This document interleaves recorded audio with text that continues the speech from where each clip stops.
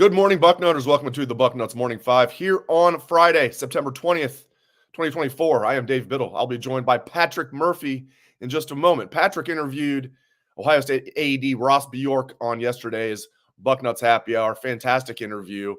Ross was very forthcoming on all of the topics that we want to hear about. So we're going to get Patrick's reaction to that, all those topics. I'm going to react to it. We'll get your reaction to it. So we're going to have a lot of fun there. And then we're going to have a lot of fun, and we're going to delve into some very serious topics. Both things are true. And then what are we looking forward to the most against Marshall tomorrow? What do we want to see the most from this Ohio State team? Before we get to that, I'm going to tell you about our friends at Mando. Mando is whole body deodorant. It's fantastic.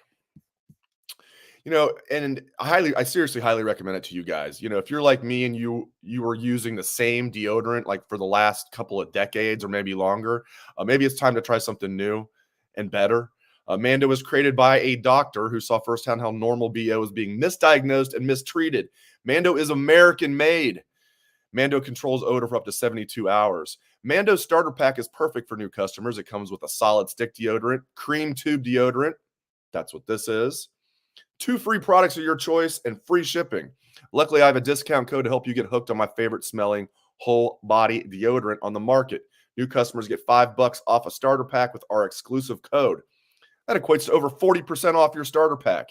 Use code Bucknuts at shopmando.com. shopmando.com. There we go. Let's bring in the very good smelling Patrick Murphy. Patrick, how you doing this morning, my friend? No deodorant yet, but hopefully here, after I shower and whatnot later on, got to get my workout in before I shower and deodorant up for my Friday. Got to get with some Mando before and after the workout. I can, if you need some, I got some for you, buddy. Right. So great stuff yesterday. I love that. Now, for those that are wondering, wait, I thought you guys had a special guest Friday. Yeah, initially we were going to have Ross on Friday, we thought. Little scheduling snafu. That's why we moved J-Book up to Wednesday. We were going to have Ross on today. Patrick had Ross yesterday. And now Patrick and I are going to talk about Ross today. It was so darn good. You just hit on everything I wanted to hear about. Let's just start with Ohio Stadium. I don't think he's ever been this forthcoming with anybody else about it. Like, and maybe he has and I just missed it. But, he said things like, we're not going to do a major renovation all at once like they did in 99, 2000, which I think they did a really good job when they did that. They kind of kept the architectural integrity of the beautiful exterior, and then they remade it. So I thought they did a great job with that. The new press box, everything, which is still a good press box. It's going to be more of a piecemeal thing. And I found that very interesting. He called it tactical surgery. So they might do the video board one year, and they might do the sound system the next year. There's a lot of electrical things, a lot of mechanical things that people don't know about behind the scenes. So it's not going to be one major renovation. It sounds like every year they're going to be doing piecemeal things to renovate the state, including bathrooms, concourses, things like that. Just your thoughts on what Ross Bjork said about Ohio Stadium.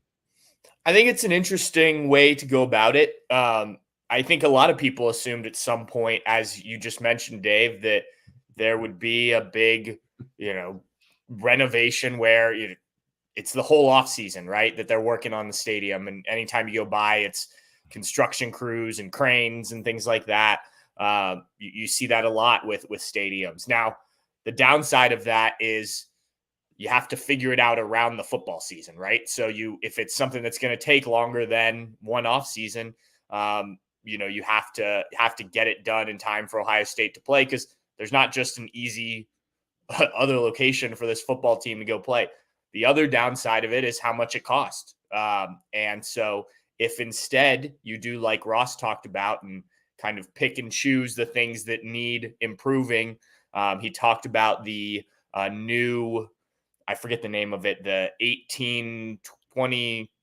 1922, because it was the year Ohio Stadium was built. I love that name. It's very simple. Sometimes the best things are just simple. Just keep it simple, stupid. KISS. The 19. Yeah, that's a great. And he mentioned, I didn't realize that. So I thought that was just like an existing suite that they were turning.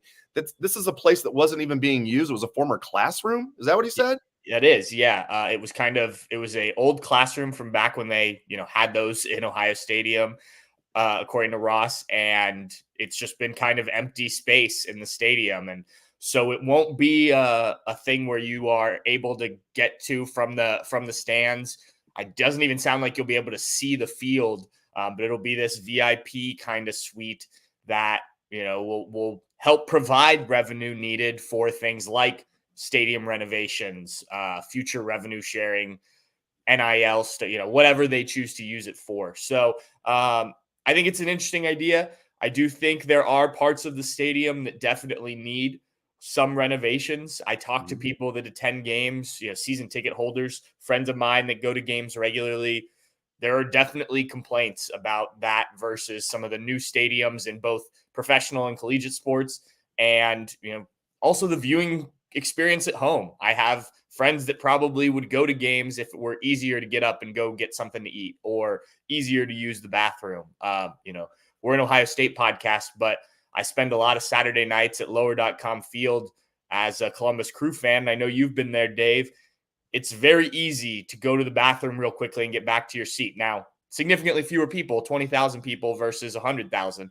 Right. But they have done a really good job of making everything easy and accessible for a stadium that's only obviously 3 years old, as opposed to 100 and change there for Ohio Stadium. So it will be something to keep an eye on in terms of what they're focusing on and adding to changing at Ohio Stadium. But I do think that this could, if done correctly, and I think that's the important thing.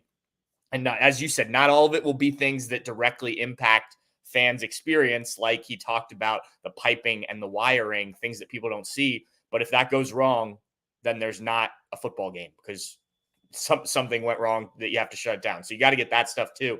So it'll be interesting to see as this goes on, what's kind of prioritized, what do they feel needs to get done sooner, what can wait, and how it affects, Saturdays at the Horseshoe.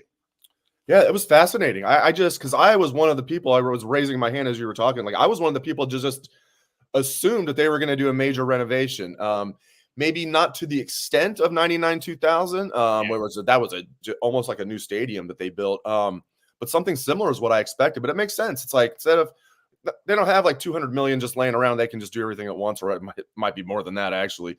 So they're going to do it all piecemeal. I think that's the first time he's really said that. And again, he used the term, quote, tactical surgery is what they're going to be performing on Ohio Stadium in the years going forward. And it just sounds like every year they're going to make, I don't know if tweaks is the right, would you say tweaks? Probably maybe more significant than tweaks. Yeah, I think it probably depends on what that year's or, whatever project is, right? Like some of it will be tweaks.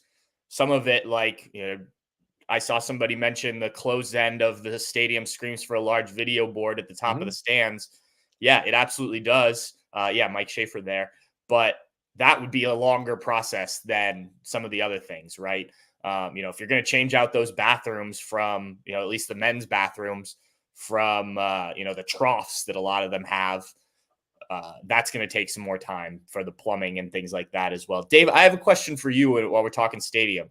How would you feel about a name sponsor for the stadium? I think it would always be Ohio Stadium, and you could put a sponsor in front of it. But are you for or against that if it helps financially? Obviously, I'd be against it, but but I'm also a realist. I know people get upset like when there's going to be something new all the time in sports, whether it's like, I don't think football teams are going to look like NASCAR drivers or anything, but advertising patches on college football uniforms are coming. Sure. I'm sure they are. NFL as well. They already do an NFL preseason. So I know all that stuff's changing. I love that the Bengals stadium. I love the one thing that Mike Brown didn't sell out was Paul Brown Stadium. Then he pretty much had to, because they had to sign Joe Burrow. That money had to come from somewhere. You had to have that money in escrow. But I love how he held out as long as possible and just kept it Paul Brown Stadium. So, but I get it. Then they had to sell the naming rights. I get it. As long as, like you said, it's like whatever at Ohio Stadium or however, as long as it's still Ohio Stadium, and it's like, or they say it's like, even now, don't they say it's Safe Flight Field at Ohio Stadium? Don't they try to say that? Yeah, the they already field do have a field, so they can't get away with we'll just say it's this field, but it's really Ohio State. They have to actually probably, especially if you're going to be a company that's going to shell out a ton of money, they're going to probably want their name like it's going to be like nationwide. I don't know. How would you even incorporate if it's Nationwide Stadium? It couldn't be Nationwide Stadium at Ohio Stadium. I don't know. Yeah. I just know I'm not going to like it, but I know it's coming. Yeah, I think you could do like Nationwide or Ohio Stadium brought to you by Nationwide. I've seen that before. Nationwide's Ohio Stadium. I mean, I think whatever is put on it, Ohio Stadium needs to stay in the title because that's what people are going to call it. It's been that for too long. Even stadiums or arenas across the country that change names because of sponsorships. The one that pops to mind is Staples Center. Like it's crypto.com arena now. I don't think many people call it that except in an official capacity. I kind of I mean, correct me if I'm wrong, Guardians fans in the chat. I think a lot of you guys still call the Jake. It hasn't been the Jake in a long time. Yeah. Am I right? Any Guardians fans out there? By the way, congrats on making the playoffs. You have to let Reds fans like me know what that feels like. But yeah, I think I'm with you. Like it'll still be, and it'll always be the horseshoe, especially. That's always been the nickname. But yeah, I mean, I don't know. I mean, even with the Bengals now, you hear a lot less people call it PBS than you used to. I hear people just say, yeah, we're going to Paycor. It's like, oh, God. Really? We know it's called that. You're really going to refer, oh, yeah, let's go to Paycor. Like, what? That sounds awful. But I know it's coming. I fell for the New Year, when the other paper still existed. I fell for the joke in 1999 when they were renovating the stadium. And then the other paper on April Fool's Day had on the front page, Ohio Stadium will be named Wendy's Field, and A deck, B deck, and C deck will be renamed single, double, triple. And my girlfriend at the time, wife now, gave it that paper to me. She knew it was a joke, and I looked at it and I threw it across her kitchen where she lived at Ohio State. And then she goes, "Do you remember what day it is?" And then I started laughing, like, "Oh, okay." So I fell for it back in the day that I thought Ohio Stadium was going to be named Wendy's Field or something like that. 25 years ago, I fell for that joke. So it's been a long time coming, Patrick. Yeah. I think April Fool's jokes can be cruel and mean. But I think if it accomplishes what you need it to accomplish and you can do it without changing too much, I'm okay with the sponsorships, especially these days. I think you're seeing it more and more. I don't need Pitbull Field or whatever they're calling it down at South Florida. No. I don't even get my thoughts on Pitbull and how he's not good. And okay, did I just say too much there? So much more to get into from Ross Bjork. Okay, let's get into his thoughts on football. He loves Ryan Day. He just gets it. I mean, I just really like Ross Bjork. But and I'm not surprised, but he says he's really gotten loves getting a chance to meet all these coaches. He said none more so than Ryan Day. Just the way he carries himself and everything. He just really, really loves Ryan Day. Absolutely. And if you've heard Ross talk about football before, if you've gotten the chance to talk to him, he's a football guy. He played football. I mean, he said it in his introductory press conference at Ohio State. Football is king. So that is, he recognizes that the driving force here is the football team. And Ryan Day is at the head of that. And one thing I thought was interesting, and this was not the first time he'd said it, but specifically about this season, he was very complimentary of the roster Ryan Day put together. He talked about how money only is going to get you so far. You need that culture built into the program that Ryan Day has developed if you're going to be successful. And obviously we're still waiting to see what this season will ultimately be. But he also said, we need to get away from this win at all cost idea. He's like, these guys need to take it one game at a time. The new system will allow for potential losses. Not that he wants to see that, but I think he just sort of, despite the fact that the team has embraced, especially the players have embraced this natty or bust mentality, he wanted to temper that a little bit while still, I think, understanding that, if the Buckeyes don't come out of this season with a Big Ten championship, a win against Michigan, and at least a strong run in the playoffs, it will be a disappointing 2024. But I think he also, he's been around teams that have had hype before, right? They had some of those at Texas A&M, and while he likes what he's seen here, I think he just doesn't want to put all of that expectation that already exists, frankly, on this team. So I thought it was just interesting to hear him talk about it. And yes, Ryan Day, if you were worried, if you're a Ryan Day fan, you were worried about how Ross Bjork feels about Ohio State's head football coach, do not worry.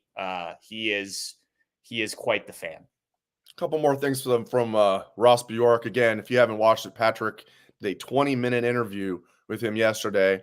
It's right there on our YouTube page. It's on Bucknuts, Bucknuts Happy Hour. Make sure you check that out. And then Patrick stayed on for 20 minutes after that, talking shop, talking Ohio State football, and talking about what Ross Bjork said. So just a couple more things I want to get into. Let's go with NIL now. Again, he was very, very, very forthcoming with everything. He was not giving just politically correct answers. He was just telling you exactly how he felt about stuff. He said with NIL, I found this interesting. He says there's really 3 different buckets. There's obviously the NIL part, like what the foundation does. There's the scholarship and even the cost of attendance that goes with that. They actually make money through that too. I'm sure most people know that. If you don't, even before NIL, they were getting money on top of what they got for their scholarship benefits. So that you got your NIL bucket, your scholarship bucket, and then you have your revenue sharing bucket, the new thing that's coming. I found that interesting. Just your reaction on how he kind of broke that down with NIL and his thoughts on the 3 different buckets. Well, I thought he was really forthcoming about kind of the future of college athletics, and that's where that conversation came from. He didn't sugarcoat things. He said Ohio State, still has 36 sports.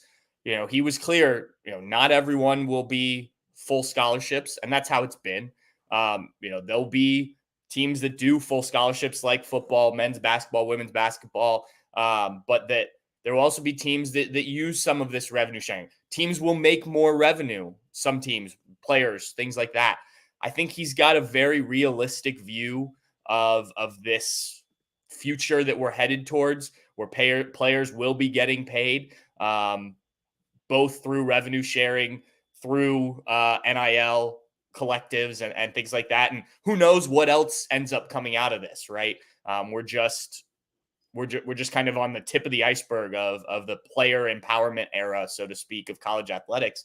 But he didn't try and sugarcoat it and say, we're working on figuring things out, or we're going to try and get everybody equal pay and whatnot. And like, some people aren't going to like that. And he admitted there will be things and decisions he makes there that they make at Ohio State that people won't like, but that it will be for the betterment of the athletic department and, figuring out how to enter this new period that we're headed into. And I think, there will be decisions. You and I will probably be on here at some point talking about the fact that Ross Bjork made this decision at Ohio State and whether or not we agree with it. Maybe we won't.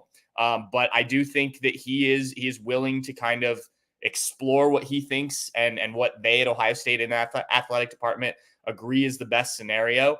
And he, if and when it doesn't work out, I think he will hold his hand up. We haven't gotten to that point yet where he's had to answer for a decision he's made, at least at Ohio State. But I do think it was refreshing to hear somebody just be candid about, this is kind of uncharted territory. We're doing what we think is best.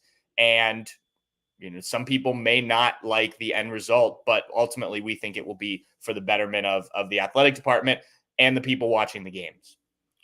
So Ross agrees to take the job.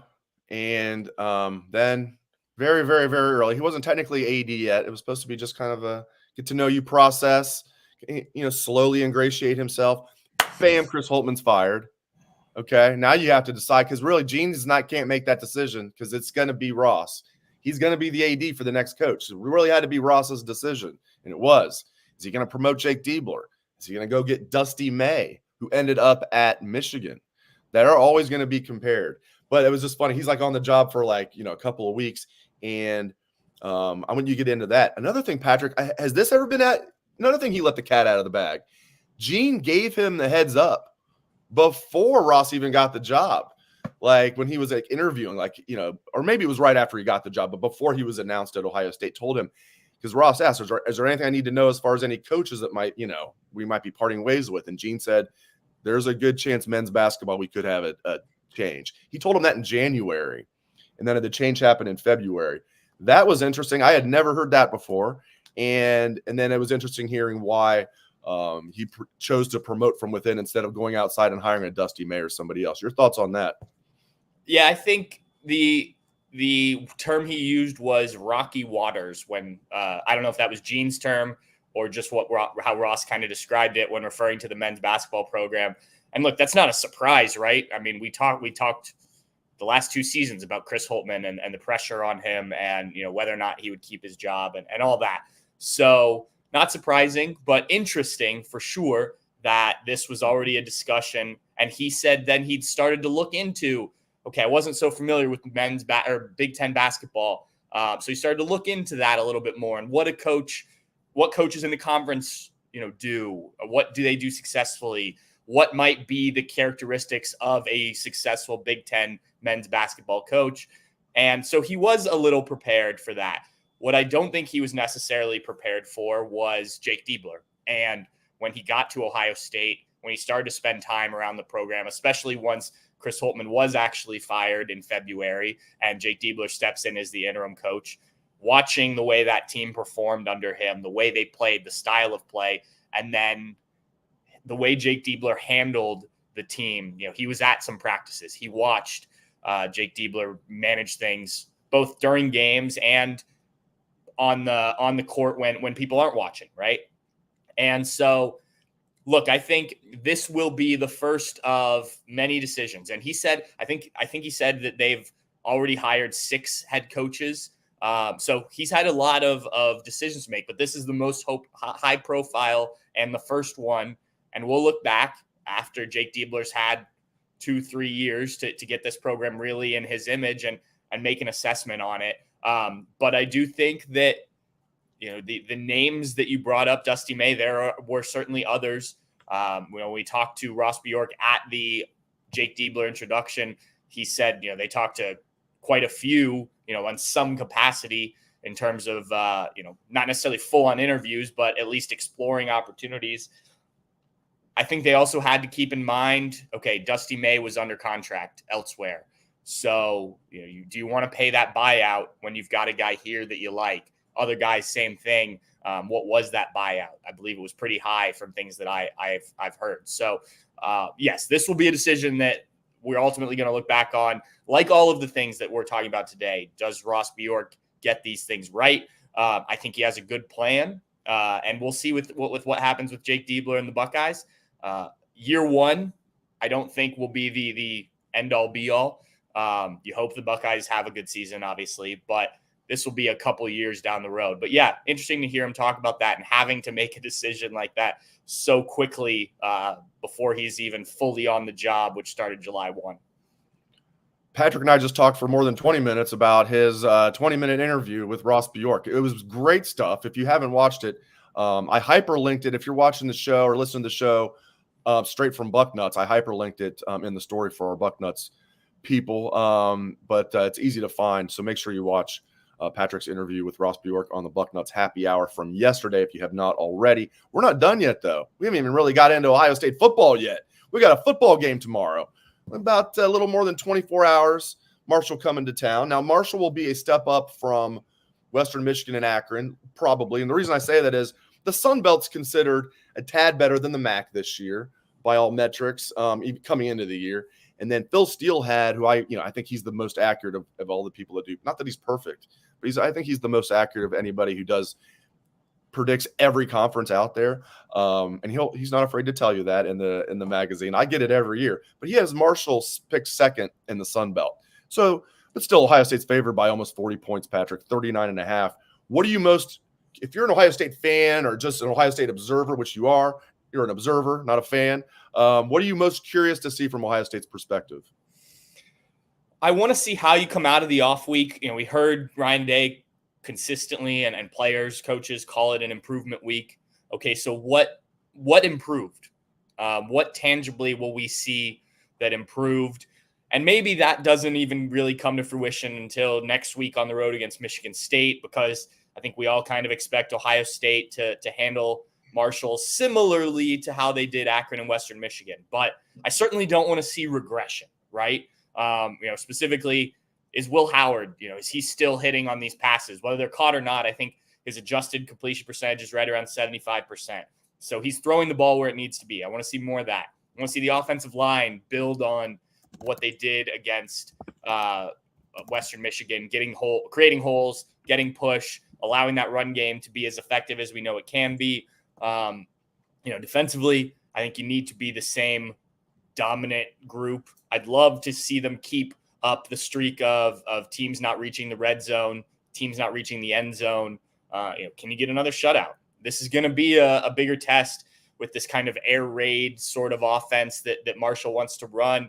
Denzel Burke was asked about that this week, about getting tested. They really haven't tested the secondary very much in terms of teams throwing downfield and not being afraid to go at some of these cornerbacks. So, how do you hold up against a look like that? Not that you'll see a ton of that in the Big Ten, but you need to prove that this secondary is for real. I think it is, but you haven't been tested yet this season. So it's a lot of, just building, continuing to lay the foundation against Marshall. And one thing I said on the happy hour yesterday was the wide receivers. Jeremiah Smith obviously has been the big story. I'd like to see another guy, whether it's in addition to Jeremiah or, if they start to cover Jeremiah a little more tightly. I'd like to see, Emeka Egbuka have a big day, or Carnell Tate have a big day, and just to kind of keep defenses alert to like, yep, you can do what you want against Jeremiah Smith. We've still got these other two guys over here. And I'm sure people are aware of it, but just a reminder, it'd be nice to walk out of there like, yep, those other receivers, they definitely can still bring it if Jeremiah Smith has an off day or is, double, triple covered by a team somewhere down the road. Do you think so? You mentioned, I thought we might see Mylan Graham. Maybe we will still see Mylan, because I'd heard Mylan Graham was getting some reps back there at kickoff returner. But Coach Day, when he was asked about it, said Brandon Ennis is back there. I like that, because I like Brandon Ennis at punt returner. And he was very succinct when he was asked, can Brandon do both roles? He said, yes, he can. So Brandon Ennis might be the kickoff returner. I'm down with that. I'd like to see Mylan Graham back there as well. So I'm curious to see what they're going to do at kickoff returner tomorrow. I am too. I think, look, if the decision ultimately comes down to, Brandon Ennis and Jalen Ballard, and look, I know they want Jalen Ballard to have a role, right? This is a kid that's in his fourth year in the program, I believe. Hasn't broken in a very talented receiver room.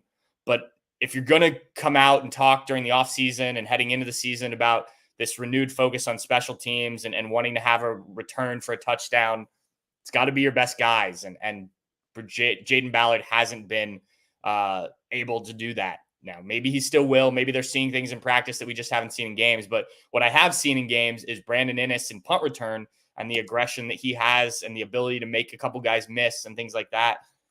I would like to see that in kick return. Whether it's him, whether it's Mylan Graham, I think that needs to be the attitude of the returner.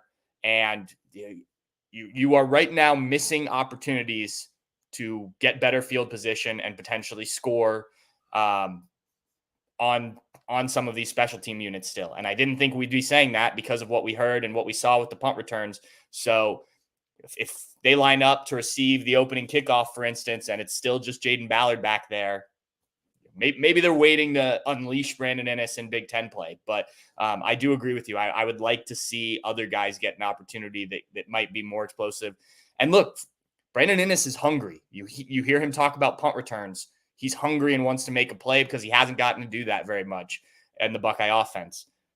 Neither is Jaden Ballard, but I just don't see the same level of hunger there. Would Mylan Graham have that? Probably. It's a highly recruited kid who's not getting on the field right now. Like Emeka Egbuka talked about his freshman year, just embracing that role and seeing if you can make something happen. Well, J-Book and I have a tradition on the show on Fridays. It's not a very innovative tradition. We predict the final score like we do in our roundtable. We do it every Friday on the show. We did that Wednesday on the show. I predicted Ohio State will barely cover. I have them 45-3. I thought about it first. I started to jot down a 7 for Marshall. And I said, you know what? Until somebody actually scores a touchdown on this defense, I'm not picking anybody to score a touchdown. Now, if they get to Oregon and they haven't scored a touchdown, I'll pick Oregon to score a touchdown on this defense. But seriously, I'm not picking Marshall to score one. I don't think I'll pick Michigan State to score one. And I don't think I'll pick Iowa to score one. So I'm going 45-3. I got the Buckeyes barely covering. It's a pretty high point spread, what could be against a solid, not good, but solid Marshall team.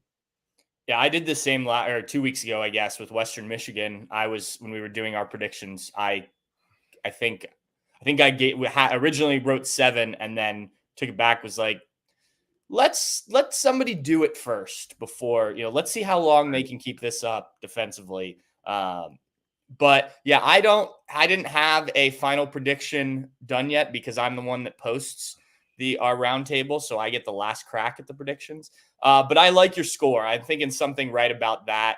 The biggest thing for me will be how early can you get the starters out? And I know you're coming off an off week where you don't feel like you probably need to rest guys as early, but I want to see more of these backups. I want to see, similar to the Western Michigan game, Devin Brown get a drive or two, maybe a couple drives for Julian Sayin if you can get up by enough.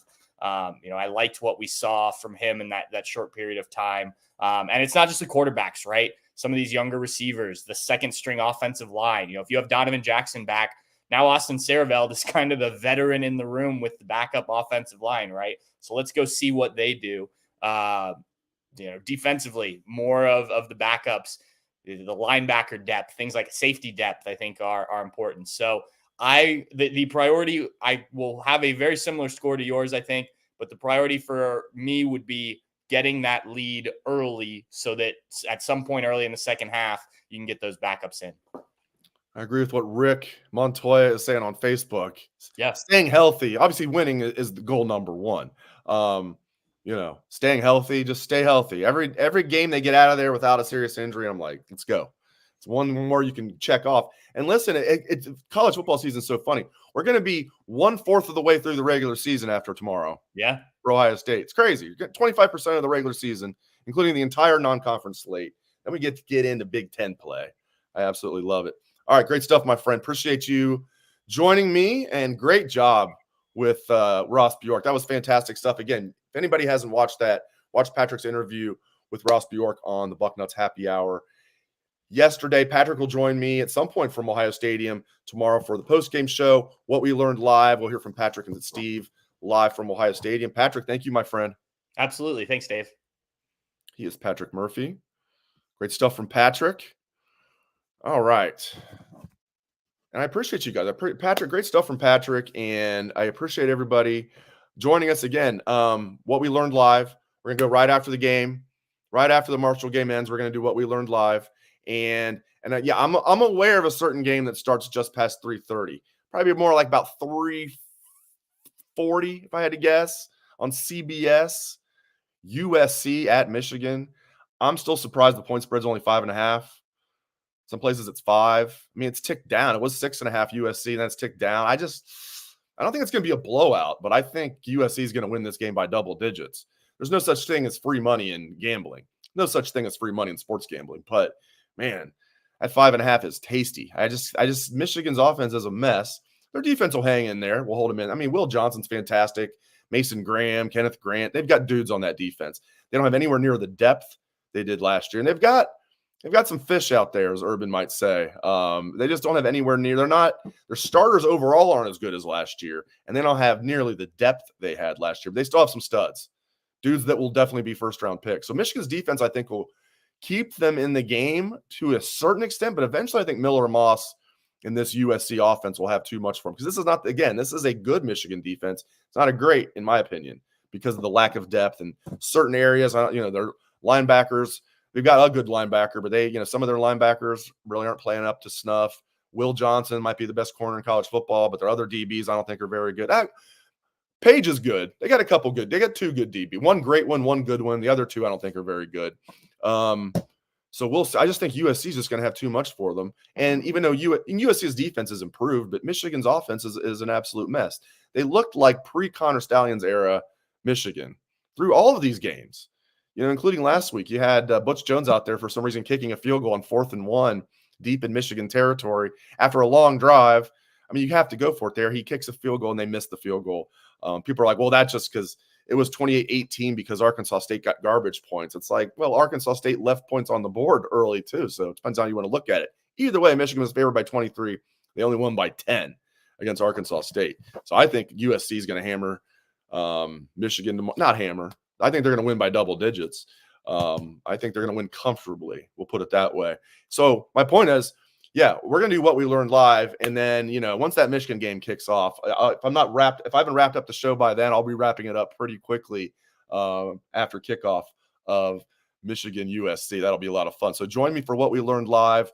Hopefully we'll get going, I don't know. Hopefully it'll be a quick game and we'll be going by 3:00 or so. Maybe wishful thinking, but we'll see what happens. Thanks to Patrick. Thanks to all of you. Appreciate it very much. Hope everyone has a great day and a great rest of your weekend. Enjoy the game tomorrow and hop on What We Learned live right after the game. Thanks, Bucknutters. And if you're still with me, I want you guys to know about our friends at Joy Mode. I think I speak for most men when I say we want to have better sex, and for the sake of our partner, we may need to have better sex. The issue is that over-the-counter pills contain unregulated chemicals, suggest unsafe doses, and include the risk of several other health problems. That's why we partner with our friends over at Joy Mode. Whether you're looking to spice up your intimate moments or increase your confidence in the bedroom, Joy Mode makes all natural and science-backed supplements dedicated to helping men perform better across their core functions. Here are the game changers. All ingredients have been assessed in peer-reviewed journals. All ingredients have been studied and researched in humans. Go to tryjoymode.com/bucknuts and get 20% off with code Bucknuts at checkout. That's 20% off and free shipping with the code Bucknuts at tryjoymode.com/bucknuts. Great sex solved naturally. All right, there we go. Another week in the books. Again, really appreciate you guys. We had another live audience. It was very large. Appreciate that. Appreciate everybody listening to the podcast version of the show, the audio-only version of the show. Appreciate all you guys very, very much. I know you have a ton of choices in the Ohio State pod sphere out there, and I know you guys take advantage of a lot of those choices. A lot of good choices out there. I just am glad you guys make the Bucknuts Morning 5 a part of your routine. Thanks to Patrick. Thanks to all of you. Have a great day. Have a great rest of your weekend.